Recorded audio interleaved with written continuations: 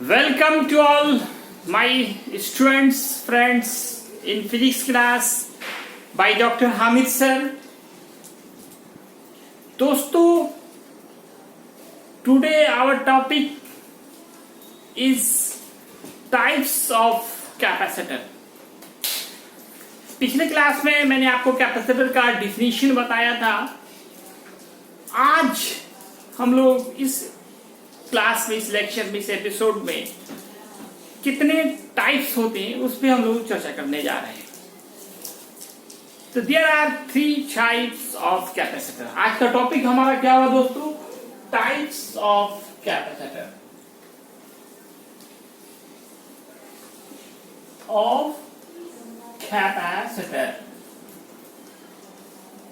इसका तो ऐसे दूसरा नाम मैंने क्या कहा था? कंडेंसर. लेकिन कंडेंसर अब कम ही चलता है. टाइप्स ऑफ कैपेसिटर, ये हमारा आज का टॉपिक है. There are 3 types. One is parallel plate capacitor और कंडेंसर भी बोल सकते हैं. दूसरा होता है एस्फेरिकल.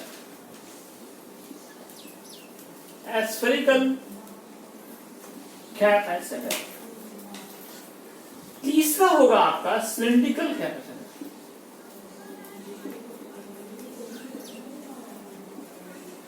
ये 3 टाइप्स होते हैं कंडेंसर के. कितने टाइप्स होंगे दोस्तों? There are 3 types of condenser. Parallel plate, spherical and cylindrical. ये तीन इंपॉर्टेंट लॉन्ग क्वेश्चन है. तीनों के तीनों क्या है?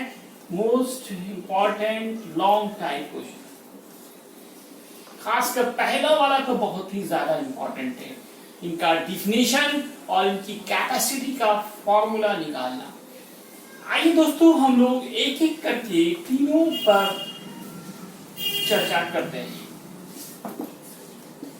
तीनों को एक्सप्लेन करते हैं. पहला हम शुरुआत कर रहे हैं, जो सबसे ज्यादा इंपॉर्टेंट है, वो है आपका पैरेलल प्लेट कैपेसिटर, या दूसरा नाम क्या कहा इसका? Condenser.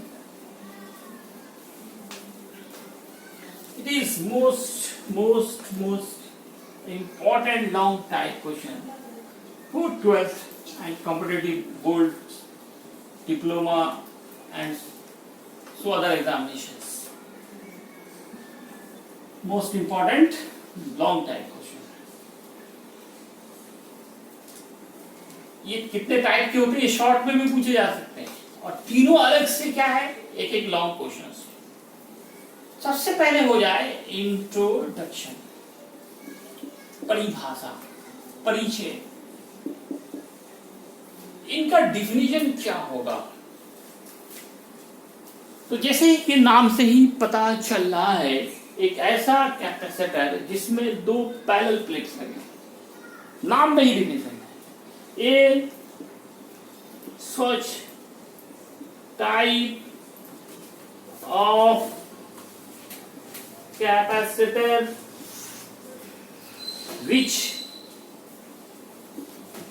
consist of 2 parallel plates.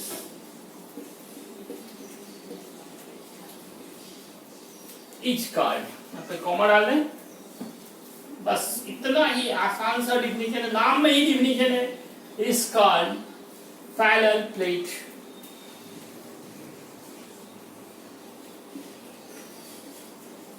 Capacitor.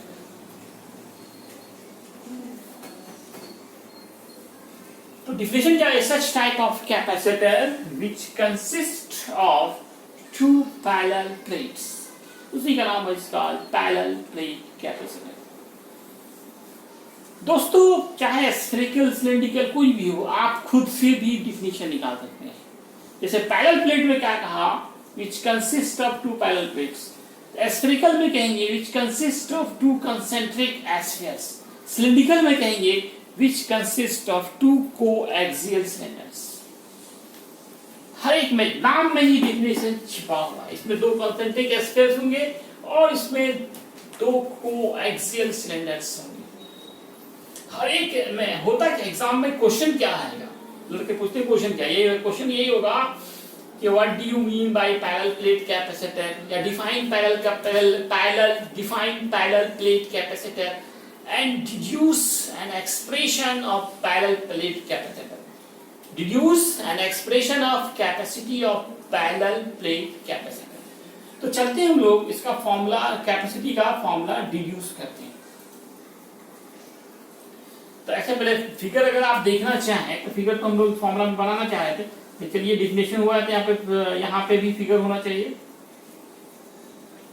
एक प्लेट ये हो गया, दूसरा इसी के पैरेलल प्लेट्स कुछ दूरी पे रखेंगे।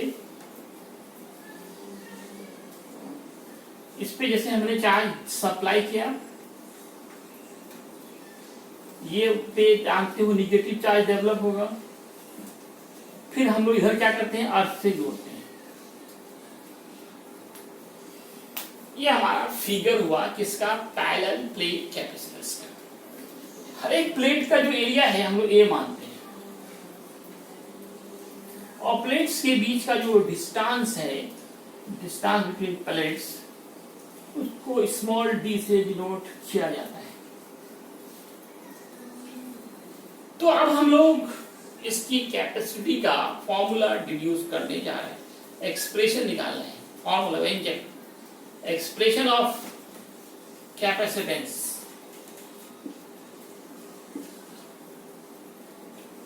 of parallel plate capacitor. Parallel plate capacitor.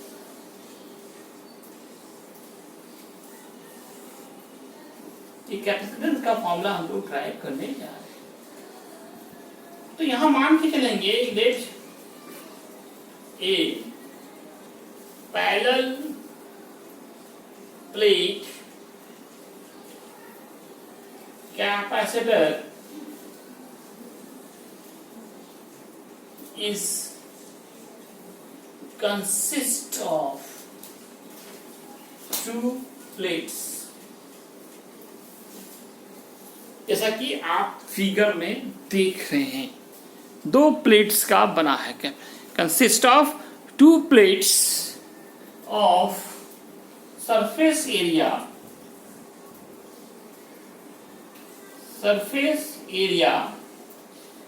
capital A,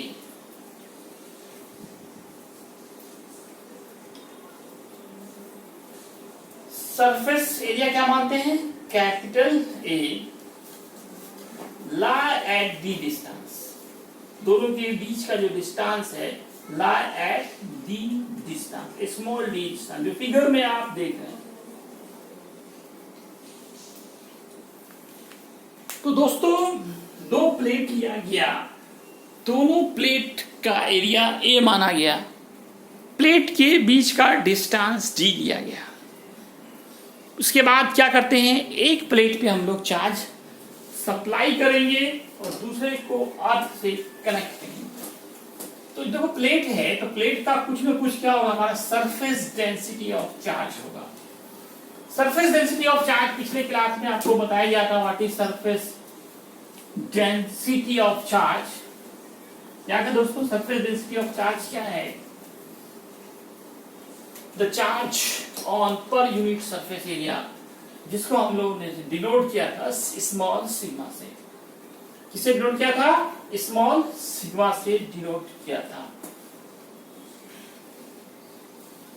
तो दोस्तों हम लोग ने क्या किया, एक बार फिर से फिगर को समझ लीजिए। किसी भी पैरेलल प्लेट कैपेसिटर के अंदर दो प्लेट्स होंगे और दोनों प्लेट्स एक दूसरे के पैरेलल होंगे, दोनों प्लेट्स एक दूसरे क्या होंगे, पैरेलल। इनका एरिया क्या मान लिया, ए। एक पहले वाले पे हम लोग चार्ज सप्लाई करते हैं, दूसरे पे इंडक्शन निगेटिव चार्ज डेवलप होता है और इसको फिर हम लोग अर्थ से जोड़ते हैं या अर्थ से कनेक्ट करते हैं। इनके बीच का जो डिस्टेंस है वो डी मानते हैं स्थिरांक को डी मानते हैं। Surface density of charge sigma मान लीजिए आप। Surface density of charge of each plate, हर एक प्लेट का जो है इस सिग्मा, स्मॉल सिग्मा मानते हैं। आपको याद होगा सरफेस डेंसिटी ऑफ चार्ज को स्मॉल सिग्मा से डिनोट। अच्छा, नाम दिया थी जिसको अर्थ किया, उसका नाम क्या बताया दोस्तों? Condensing plate. जिसको अर्थ से जोड़ा उसका नाम कंडेंसिंग प्लेट, और जिसपे हम लोग चार्ज सप्लाई कर रहे हैं इसका नाम collecting plate.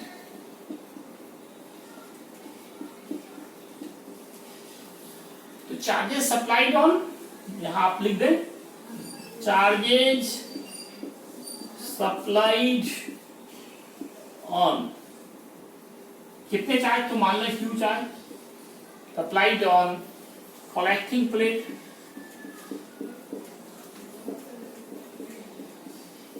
And condensing plate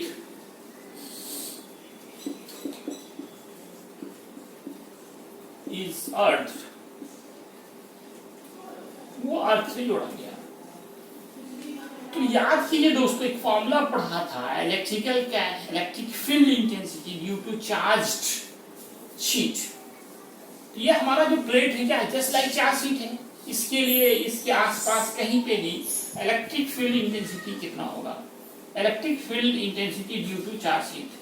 यहाँ पे चार्ज प्लेट बोलेंगे, इलेक्ट्रिक फील्ड इंटेंसिटी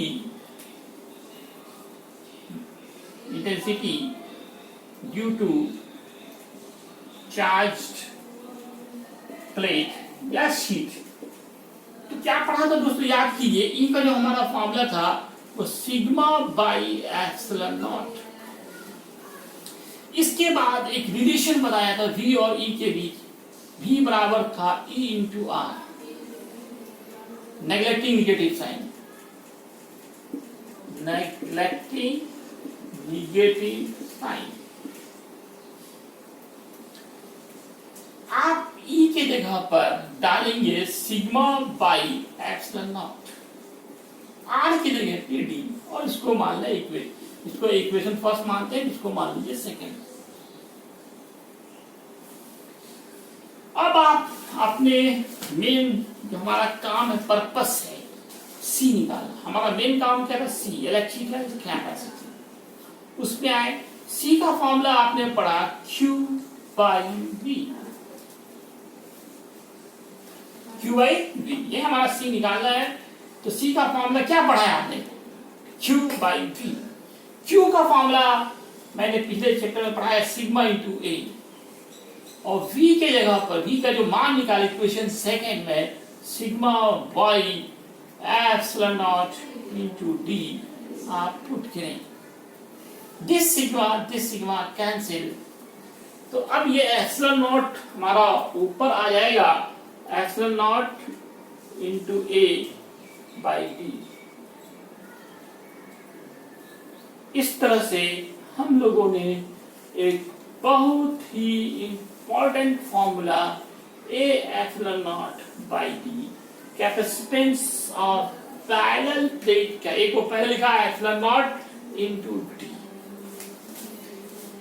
इतना ही करना होता है, एक लॉन्ग क्वेश्चन होता है, इसको डिफाइन करना और फिर इलेक्ट्रिकल कैपेसिटी का फॉर्मूला प्राप्त करना। यहां पे दोस्तों फिर दो ऑब्जेक्टिव बनना है। एक तो ये C और A में क्या रिलेशन है, तो देख सकते हैं आप दोस्तों डायरेक्टली प्रोपोर्शनल का है। दूसरा D और A में C में क्या रिलेशन है, D नीचे है C ऊपर है, तो 1/D। यहाँ पे दो इंपॉर्टेंट ऑब्जेक्टिव, मतलब पहला क्या देख रहे हैं, एरिया बढ़ेगा, कैपेसिटी बढ़ेगी। इससे पहले भी मैंने अभी जो इससे पहला जो क्लास लेक्चर डाला था उसमें भी बताया था कि कैपेसिटी जो एरिया के डायरेक्टली प्रोपोर्शनल होता है। या इस फॉर्मूले से भी थ्योरेटिकली भी ये प्रूफ हो रहा है, एरिया बढ़ेगा कैपेसिटी बढ़ेगी, और डिस्टेंस बिटवीन प्लेट्स बढ़ाएंगे कैपेसिटी घट जाएगी और डिस्टेंस तो प्लेट्स जितना ये नजदीक रहेगा, सटा हुआ रहेगा, उतना ज्यादा कैपेसिटी होगी। डिस्टेंस जितना बढ़ेगा कैपेसिटी उतनी घट जाएगी। तो किसी भी पैरेलल प्लेट कैपेसिटर की जो कैपेसिटी होती है वह एरिया के बढ़ने से बढ़ेगा और प्लेट के बीच के डिस्टेंस के बढ़ने से घट जाएगा। इसके बाद दोस्तों यहाँ पे हम लोग एक और बात चर्चा करेंगे कि अगर ये प्लेट जो है इनके बीच का जो गैप है इसको फिल अप कर दिया जाए किससे, किसी भी डाइलेक्ट्रिक सब्सटेंस या से पूरा भर दिया जाए, तो वैसे कंडीशंस में what will be the electrical capacity. अब हम लोग इसको भर दे रहे हैं। उम्मीद है कि आप नोट कर चुके होंगे। ये स्पेशल केस इसमें दिखाया जा रहा है कि अगर प्लेट के बीच जो एयर है, एयर को हटा के वहां पे किसी ऐसे सब्सटेंस से उसको फिलअप कर दिया जाए जिनकी डाइलेक्ट्रिक कांस्टेंट का मान दिया जाए, तब ऐसी कैपेसिटी में क्या चेंजिंग होगा। इस प्लेट का नाम याद हो गया दोस्तों आपको? Collecting plate. बार बार लिख रहा हूं क्या आप याद कर लें।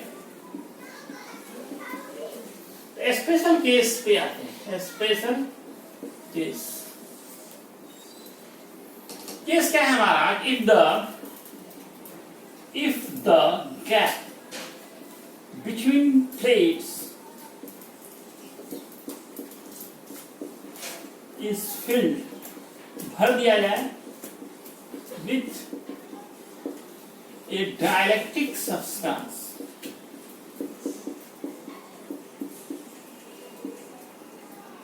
of dielectric constant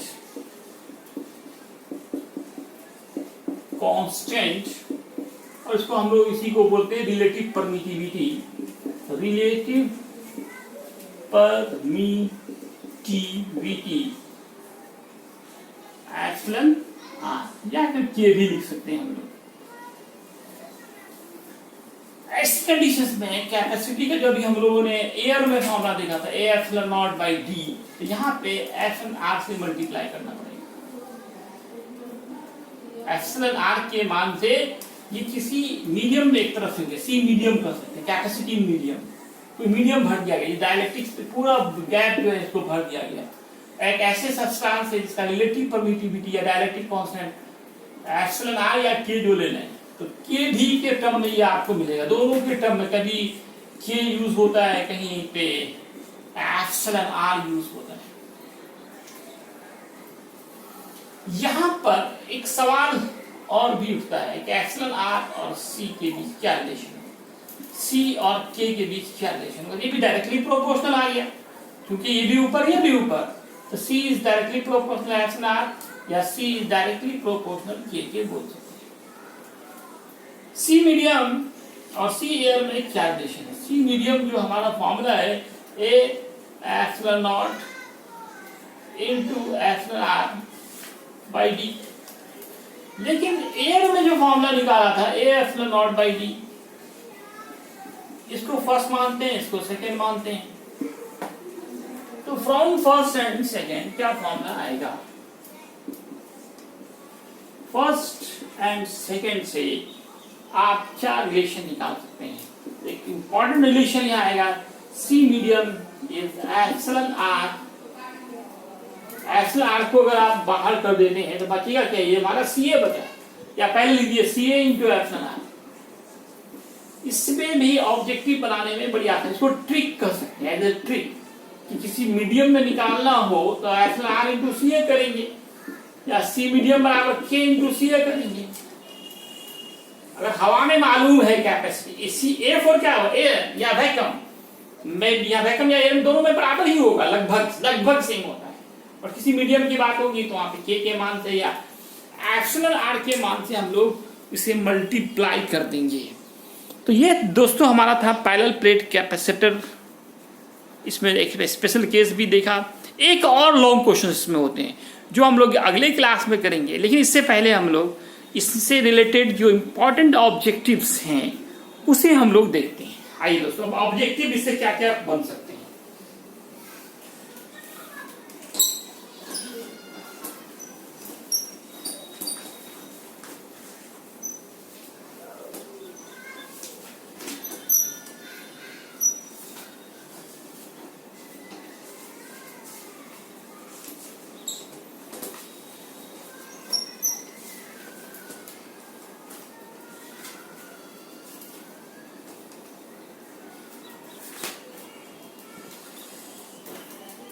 तो चलते हैं हम लोग सब कुछ ऑब्जेक्टिव के कुछ।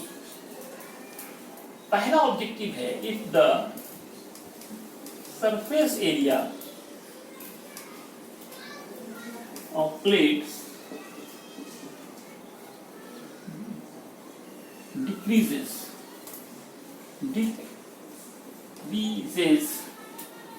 then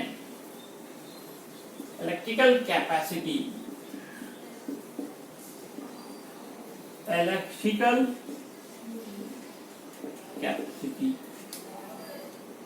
यहाँ पे ऑप्शन है आपका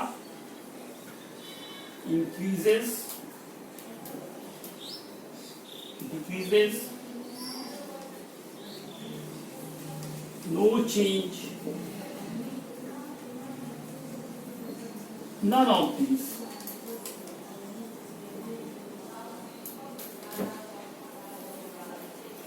कंपल्सरी होमवर्क्स हैं, इन सब का आंसर जाके आपको यूट्यूब के कमेंट बॉक्स पे जाके देना है। इन सब का सवाल अभी जो पढ़ रहा है इसी पे है। इस सवालों का जवाब अगर आप देखें तो इसी एपिसोड, इसी लेक्चर में आप शुरू से देखें ध्यान से, तो आंसर मिल जाएंगे। अब ये क्वेश्चन, नेक्स्ट क्वेश्चन है, if the gap between plates is filled with dielectric substance,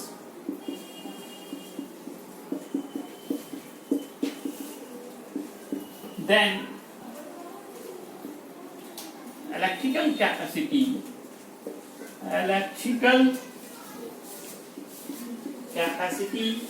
or capacitance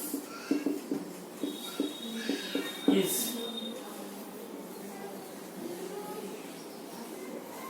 increased,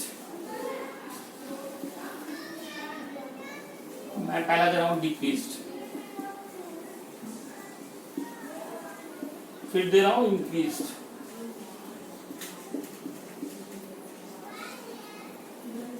no change, none, इनमें से कोई नहीं। तो दोस्तों बहुत ही आसान क्वेश्चन है। Question number 1, question objective. Question number 2, question number 3 दे रहा हूं, if the capacitance of A parallel plate capacitor is 20 microfarad, if the gap is filled with a dielectric substance of permittivity, dielectric constant भी हो सकता है यहाँ पे, dielectric constant 6, then capacitance will be, capacitance का मान कितना हो जाएगा? आपके पास ऑप्शन है 20/6 या 10/3, 120 माइक्रोफैराड, 40 माइक्रोफैराड and 80 माइक्रोफैराड। तो दोस्तों ये 3 इंपॉर्टेंट ऑब्जेक्टिव आपको कंपलसरी होमवर्क के लिए दिया जा रहा है। थर्ड क्वेश्चन को एक बार फिर से समझ लें। If the capacitance of parallel plate capacitor is 20 microfarad, इसका मतलब क्या हुआ कि प्लेट जो है उनके बीच में कोई मीडियम नहीं, पहले सिर्फ ये लिखा capacitance of parallel plate capacitor, medium की बात नहीं है, इसका मतलब बीच का मीडियम एयर है, कहीं कोई मीडियम नहीं, एयर है। अब गैप को भर दिया, gap is filled with A dielectric substance of dielectric constant का मान दिया गया। डाइलेक्ट्रिक कांस्टेंट का याद रखें, इसका कोई यूनिट कोई डायमेंशन नहीं होता है, मान दिया गया 6 है, तो अब कैपेसिटेंस कितनी हो जाएगी? ये 4 ऑप्शंस हैं, इनमें से सोचना है, बनाना है, और फिर हर किसी को कंपल्सरी इसका आंसर YouTube के कमेंट बॉक्स पे जाकर देना है। दोस्तों, उम्मीद है आप पूरे मन से पढ़ रहे होंगे और अपने भविष्य को सुधारने की कोशिश कर रहे होंगे। फिर से आपसे एक रिक्वेस्ट है, ज़्यादा से ज़्यादा इसे शेयर करें, लाइक करें, सब्सक्राइब करें। धन्यवाद। पूरा बोर्ड का आ रहा फोटो, पूरा लिख लें क्वेश्चंस को सही से।